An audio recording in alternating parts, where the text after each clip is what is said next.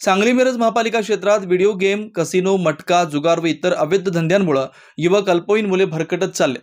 अनेकांचे संसार उद्ध्वस्त होत आहेत. झटपट पैसे मिळण्याच्या प्रयत्नात युवक कर्जबाजारी होऊन आत्महत्या करण्यासाठी प्रवृत्त होत आहेत. युवक पिढी व्यसनाकडे वळते, त्यामुळे गुन्हेगारीचं प्रमाण वाढलंय. व्हिडिओ गेम, कसिनो, मटका, जुगार यांच्यावर पोलिसांचा कुठलाही धाक राहिलेला नाही.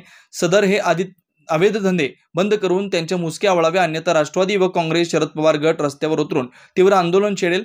यास प्रशासन जबाबदार असेल. तर युवक बर्बाद होण्यापासून वाचवावी व सांगली मिरज कुपवाड हद्दीतील अवैध धंदे बंद करावेत असं निवेदन सांगली जिल्ह्याचे पोलीस अधीक्षक यांना देण्यात आलं. यावेळी युवक राष्ट्रवादी काँग्रेस सांगली शहर कार्याध्यक्ष संदीप होनमाने, आकाराम कोरेकर, अक्षय गायकवाड, अक्षय ऐकुंटे, राहुल यमगर, विशाल सादंडे आणि कार्यकर्ते उपस्थित होते.